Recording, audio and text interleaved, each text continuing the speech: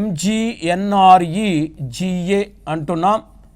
MGNREGA వాస్తవానికి ఈ పథకం 2006 ఫిబ్రవరి 2వ తారీఖు నాడు ఈ పథకాన్ని ఆంధ్రప్రదేశ్లో అనంతపురం జిల్లాలో నార్పల మండలంలో బండ్లపల్లి గ్రామంలో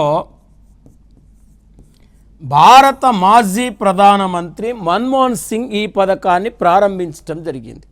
చూడండి, 2006 ఫిబ్రవరి 2 ఆంధ్రప్రదేశ్లో అనంతపురం జిల్లాలో నార్పల మండలంలో బండ్లపల్లి గ్రామంలో భారత మాజీ ప్రధానమంత్రి మన్మోహన్ సింగ్ ఈ స్కీమును ప్రారంభించడం జరిగింది.